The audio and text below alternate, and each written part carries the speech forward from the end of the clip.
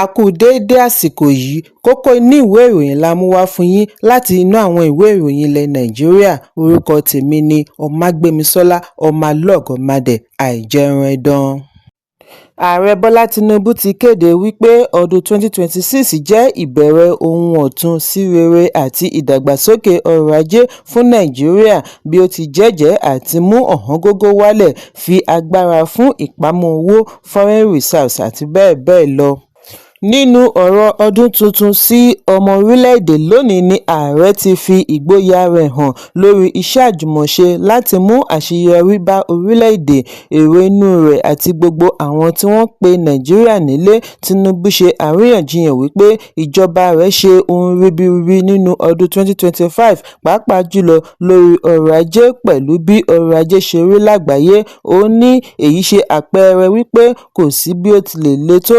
Àtúpalẹ̀ ọrọ̀ ajé tí àwọn gùn lé, àwọn ṣe àkọọ́lẹ̀ àyípadà rere. Lórí ọ̀rọ̀ ààbò, ààrẹ ní orílẹ̀-èdè kojú ìṣòro láti ọ̀dọ̀ àwọn ọ̀daràn ẹ̀dá, ṣùgbọ́n pẹ̀lú àjọṣepọ̀ àjọ ilẹ̀ òkèèrè pàápàá jùlọ United States, àwọn gbé ìgbésẹ̀ tó nípọn tako àwọn adàlúrú ní àwọn apá ibìkan ní ẹkùn àríwá ìwọ̀ oòrùn orílẹ̀-èdè ní ọjọ́ 24 oṣù Kejìlá. Láti ìgbà náà ni iléeṣẹ́ ológun ti dòdì mú. Ààrẹ kéde èròǹgbà wọn àti ró mílíọ̀nù 10 ọmọ orílẹ̀-èdè lágbára nípasẹ̀ ètò Renewed Hope World Development Program. Ó kéré tán 1,000 ènìyàn ni wọ́n fẹ́ ró lágbára ní ọ̀kọ̀ọ̀kan 8,809 wọ́ọ̀dù tí ó wà lórílẹ̀-èdè. Ètò ọ̀gbìn náà gbẹ́yìn láti mú kí oúnjẹ pọ̀ lọ́pọ̀ yanturu. Ààrẹ wá ké sí ọmọ Nàìjíríà kí àwọn náà ṣe ojúṣe tiwọn bí ó ti ṣe àpèjúwe kíkọ́ orílẹ̀-èdè nation building ní iṣẹ́ àjùmọ̀ṣe. Bí ó ti kí ọmọ orílẹ̀-èdè kú ọdún kú ìyèdún, kí Ọlọ́run túbọ̀ máa dáàbò bo orílẹ̀-èdè kí ó sì bùkún un. Bákan náà ni ó máa bá wa pa ikọ̀ ológun wa mọ́ kí ó sì kápá gbogbo ọ̀tá orílẹ̀-èdè tí kò fẹ́ ká ní àlàáfíà run. Ẹ̀kúnrẹ́rẹ́ ìròyìn wà nínú ìwé ìròyìn Punch tó jáde lónìí. Ìbẹ̀rùbojo bẹ́ sílẹ̀ nírọ̀lẹ́ àná bí àwọn adàlúrú ṣe ìkọlù sí àgọ́ ọlọ́pàá ìlú Ìpele Ọ̀wọ̀ ní ìjọba ìbílẹ̀ Ọ̀wọ̀, ìpínlẹ̀ Ondo. Ìṣẹ̀lẹ̀ tí ó wáyé bí àwọn Kìrìsìtẹ́nì ṣe ń gbáradì àti lọ ilé ìjọsìn fún ìsìn ìṣọ́òru ọdún tuntun crossover service ti dá rúkèrúdò sílẹ̀ bí àwọn òṣìṣẹ́ àgọ́ ọlọ́pàá ṣe sá àsálà fún ẹ̀mí wọn. Ìwádìí jẹ́ kó di mímọ̀ wípé àwọn afurasí ọ̀daràn yìí dáná sun àgọ́ ọlọ́pàá.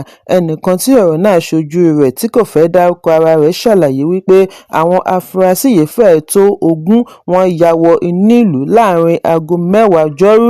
Bí wọ́n ti ń yìnbọn káàkiri ni wọ́n mú aráàlú máa sá àsálà fún ẹ̀mí wọn. Ó ní pẹ̀lú ìgboyà commando style ni àwọn amòòkùnṣìkà yìí fi yan wọ inú ìlú Ìpele tí wọ́n bẹ̀rẹ̀ sí yìnbọn kí wọ́n tó ṣe ìkọlù sí àgọ́ ọlọ́pàá Ìpele. Ẹni yìí ṣàlàyé wípé ìró ìbọn wọn fẹ́ẹ́ lè dìyàn létí. Alukoro ọlọ́pàá ìpínlẹ̀ Jimoh Àbáyọ̀mí fìdí ìṣẹ̀lẹ̀ yìí múlẹ̀ fún akọ̀ròyìn nígbà tí wọ́n kàn sí i fún ìfọ̀rọ̀wánilẹ́nuwò. Bí ó ti ní wọ́n ti darí ikọ̀ ọlọ́pàá lọ ibi ìṣẹ̀lẹ̀ láti mú àlàáfíà jọba.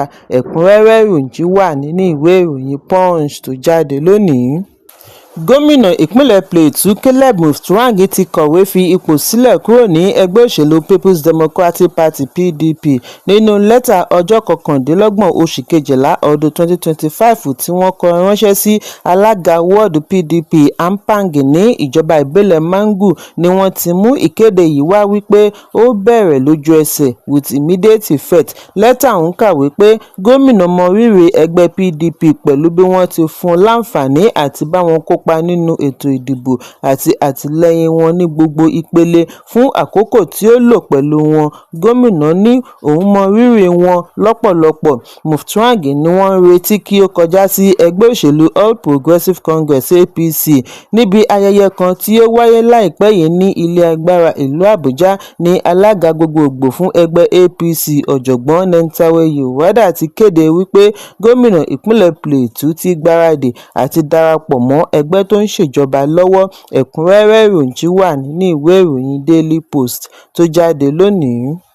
a ó gbéná ogun kaná pẹ̀lú ìjọba àpapọ̀ bí wọn kò bá jáwọ́ nínú bí wọ́n ti ń dúnkòokò mọ́ àwọn ọmọ ẹgbẹ́ wa nítorí wọ́n kọ̀ jálẹ̀ láti darapọ̀ mọ́ ẹgbẹ́ òṣèlú APC. Ìwọ̀nyí ni ọ̀rọ̀ tí gómìnà ìpínlẹ̀ Bauchi Bala Mohammed sọ nígbà tí ó ń bu ẹnu àtẹ́ lu olórí orílẹ̀-èdè Bọ́lá Ahmed Tinubu lórí bí àwọn òṣìṣẹ́ tí ó ń rí sí ìwà àjẹbánu Economic and Financial Crimes Commission EFCC ṣe ń halẹ̀ mọ́ òun àti àwọn alákòóso yòókù ní ìpínlẹ̀ Bauchi nítorí wọ́n kọ̀ àti darapọ̀ mọ́ ẹgbẹ́ òṣèlú APC. Mohammed sọ èyí lánàá Ọjọ́rú nígbà tí wọ́n fi oyè dá a lọ́lá gẹ́gẹ́ bí gómìnà tí ó pegedé jùlọ nínú ètò ààbò ìlú àti ìkóraẹni-níjàánu, oyè tí ó wá láti ọwọ́ àjọ Safety Professionals of Nigeria. Bí a kò bá gbàgbé wípé ọjọ́ Ìṣẹ́gun tí ó kọjá ni àwọn òṣìṣẹ́ EFCC gbé Yakubu Adamu, ọ̀gbẹ́ni tí ó jẹ́ oyè alámòjútó ìṣúná owó ìlú Bauchi lọ ilé-ẹjọ́ lórí ìwà àjẹbánu owó tí ó tó $5.7 billion. Gómìnà náà fi ẹ̀sùn kan EFCC wípé wọ́n ń dúnkòokò mọ́ òun pẹ̀lú àwọn olóyè tí wọ́n jọ wà nínú ìṣèjọba bí ó tilẹ̀ jẹ́ wípé òun ní ìdáàbòbò lábẹ́ òfin fún irúfẹ́ ẹ̀sùn bẹ́ẹ̀. Gẹ́gẹ́ bí gómìnà tí ó tún jẹ́ olórí ẹgbẹ́ alátakò, àwọn òṣìṣẹ́ àjọ EFCC ṣàdédé ti àwọn ọmọ ẹgbẹ́ mi àti kọmíṣánná mọ́lé láì nídìí pàtàkì kan gẹ́gẹ́ bí ọ̀rọ̀ gómìnà. Gómìnà tẹ̀síwájú wípé ṣàdédé ni wọ́n fi ẹ̀sùn kan òun wípé òun wà lára àwọn tí wọ́n ń kówó fún àwọn agbésùmọ̀mí láti da ìlú rú. Ó sọ èyí wípé ọ̀rọ̀ òṣèlú ti di bó o bá o pa bó o bá o bù lẹ́sẹ̀ ní ìlú Nàìjíríà. Gómìnà tẹ̀síwájú bí ó ti fi ẹ̀sùn kan ààrẹ Bọ́lá Tinubu wípé gbogbo agbárí rẹ̀ ni láti rí i dájú wípé ó ń dúnkòokò mọ́ àwọn aláìṣẹ̀ tí wọn kì í ṣe ọmọ ẹgbẹ́ òṣèlú APC. Gómìnà ní òun kọ̀ jálẹ̀ láti fi ipò olórí àjọ àwọn gómìnà tí wọ́n jẹ́ ọmọ ẹgbẹ́ òṣèlú PDP sílẹ̀ wípé láíláí èkùrọ́ lalábàákú ẹ̀wà ní ọ̀rọ̀ òun pẹ̀lú PDP. Ẹ̀kúnrẹ́rẹ́ ìròyìn wà nínú ìwé ìròyìn Leadership tó jáde lónìí. Kò dín ní ẹlẹ́wọ̀n 77 káàkiri ọgbà ẹ̀wọ̀n ní ìpínlẹ̀ Ondo tí wọ́n rí àánú gbà láti ọ̀dọ̀ gómìnà Lucky Ayédatiwa. Ayédatiwa sọ nínú àtẹ̀jáde láti ọwọ́ akọ̀wé àgbà Ebenezer Adeniyan wípé ojú àánú yìí dá lórí àmọ̀ràn láti ọ̀dọ̀ àjọ State Advisory Council on Prerogative of Mercy tí kọmíṣánná fún ẹ̀ka ìdájọ́ Àgbàmọ̀fin Káyọ̀dé Àjùlọ darí. Ìpinnu yìí ni wọ́n ní ó wáyé láàrin ọdún tuntun bí gómìnà ṣe ní àwọn ẹlẹ́wọ̀n yìí ti ronúpìwàdà fún ìdí èyí wọ́n lẹ́tọ̀ọ́ sí àǹfààní ẹlẹ́ẹ̀kejì second chance. Mínísítà ní ẹ̀sùn ọ̀kọ̀ọ̀kan àwọn ẹlẹ́wọ̀n yìí ni wọ́n ti ṣe àgbéyẹ̀wò rẹ̀ dáadáa. Àwọn 12 tí wọ́n ti fẹ́ẹ̀ lò sáà wọn tán gba ìyọ̀ǹda pátápátá. 22 ẹlẹ́wọ̀n tí wọ́n dájọ́ ikú fún ṣùgbọ́n tí wọ́n ti ronúpìwàdà ni wọ́n fi sí ẹ̀wọ̀n gbére nígbà tí àwọn tí wọ́n dájọ́ ẹ̀wọ̀n gbére fún gba àdínkù ẹ̀wọ̀n sí ọdún 25, 20 ọdún, ọdún 15 àti ọdún 10. Àjùlọ ní káńsù ṣe àgbéyẹ̀wò bí ẹ̀sùn wọn ṣe ní agbára tó, iye àkókò tí wọ́n ti lò, ẹ̀ṣẹ̀ tí wọ́n ṣẹ̀, ọjọ́ orí wọn àti ipò ìlera wọn kí wọ́n tó rí àǹfààní sí ojú àánú. Ẹ̀kúnrẹ́rẹ́ ìròyìn wà nínú ìwé ìròyìn Daily Post tó jáde lónìí. Ẹlẹ́sìn ayò fún ikọ̀ agbábọ́ọ̀lù Super Eagles Victor Osimhen ti fi ọ̀rọ̀ ìbánikẹ́dùn ránṣẹ́ sí abẹ̀ṣẹ́kù-bí-òjò ọmọ Nàìjíríà àti Bìrìtìkó Anthony Joshua tí orí kó yọ láìpẹ́ yìí níbi ìjàmbá ọkọ̀ alágbára tí ó wáyé níbi tí ẹni méjì ti di olóògbé ní Nàìjíríà. Bí ẹ kò bá gbàgbé wípé ọjọ́ Ajé ni ọkọ̀ Lexus SUV tí ó ń gbé Joshua bọ̀ lọ ṣẹ́rí mọ́ ọkọ̀ àjàgbé tí wọ́n wà kalẹ̀ lójúnà márosẹ̀ Èkó sí Ìbàdàn. Àjọ alámòjútó ojú pópó FRSC ní ìpínlẹ̀ Ògùn lọ ìjàmbá yìí mọ́ àpọ̀jù eré sísá àti bí wọ́n ṣe fẹ́ ya ọkọ̀ sílẹ̀ lọ́nà àìtọ́.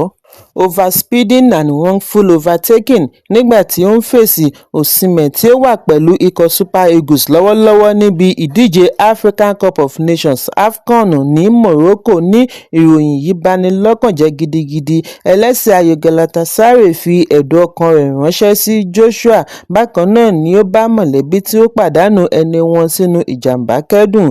Osimhen ní Joshua jẹ́ ọ̀kan lára àwọn ìlúmọ̀ọ́ká tí ó fi orílẹ̀-èdè sí ìpele gíga lágbàáyé, ó sì ti wà lẹ́nu rẹ̀ fún ọjọ́ pípẹ́. Ìdí nìyí tí ìṣẹ̀lẹ̀ yìí fi ba ọ̀pọ̀lọpọ̀ ọmọ orílẹ̀-èdè nínú jẹ́. Ẹ̀kúnrẹ́rẹ́ ìròyìn wà nínú ìwé ìròyìn Daily Post tó jáde lónìí.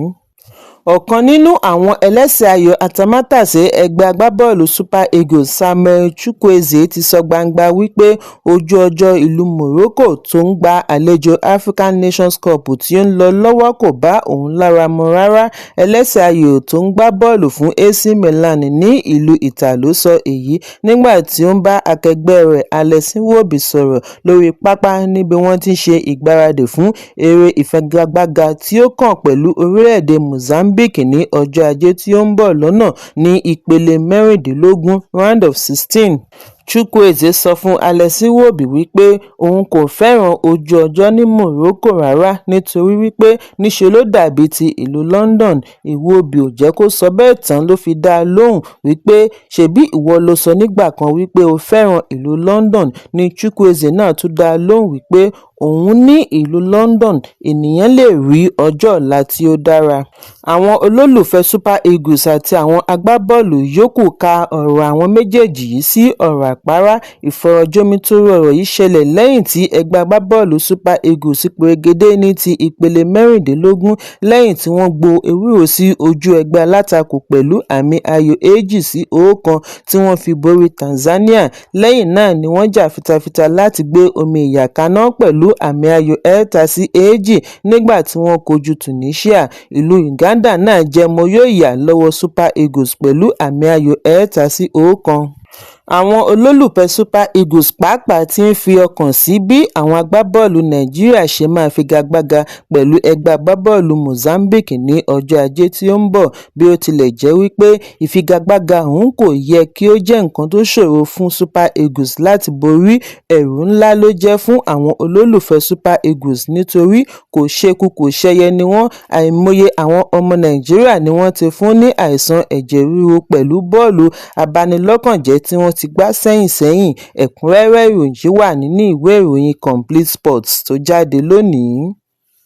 Kókó inú ìwé ìròyìn tòní kò ní jù báyìí lọ. Ẹ pàdé mi lọ́la fún àkọ́tún ìròyìn. Kí a tó lọ, ẹ má ṣaláì fi àkíyèsí yín ránṣẹ́ kí ẹ sì bá wa subscribe sójú náà wa lórí YouTube kí kókó inú ìwé ìròyìn lè máa tẹ̀ yín lọ́wọ́ ní kíákíá.